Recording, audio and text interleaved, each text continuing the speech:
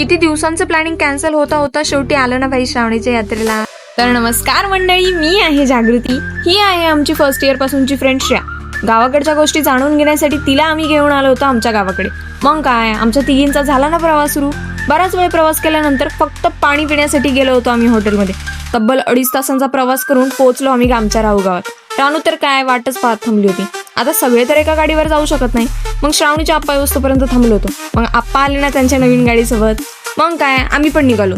पण तेवढ्या श्रेया बोलली, राणू तू पीछे बैठ, मैं गाडी चलातू. फायनली घरी पोहोचलो, फ्रेश झालो, थोडंसं खाऊन घेतलं आणि इकडे दादा तर श्रेयासोबत हिंदीतच बोलत होते. पण छान वाटलं दादांना असं बोलताना. भाऊ आज तर श्रावणीची यात्रा होती तर फ्रेश झालो, नाही तर श्रावणीच्या फोनावर फोन. पण मम्मी पण घरी नसल्यामुळे घरची सगळी कामं आवरूनच जावं लागणार होतं. मग काय, घेतले 2 कोयते आणि केली कामाला सुरुवात. श्रेयाला म्हटलं तू बना कंटेंट हमारा, हम पटापट पटापट कापते ना गिन्निगल. घरी आले, पटपट कुटी करून घेतली, सगळी कामं आवरली आणि लगेच घेतलं ना बाई आवरायला.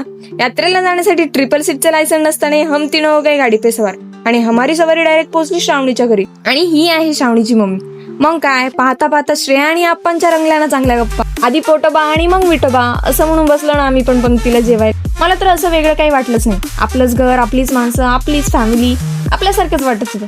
तेवढ्यातच लगेच आले ना प्रतीक दादा, चैतन्य दादा आणि संदेश दादा. ते तर बराच वेळ प्रवास करून आले होते. त्यांना अगोदर फॅमिलीसोबत इंट्रोड्यूस केलं, मग त्यांचा पाहुणचार केला. त्यानंतर आम्ही सगळे निघालो परतीच्या प्रवासाला. चला तर मग बाय, भेटूया तू त्याच्या नवीन ब्लॉगमध्ये.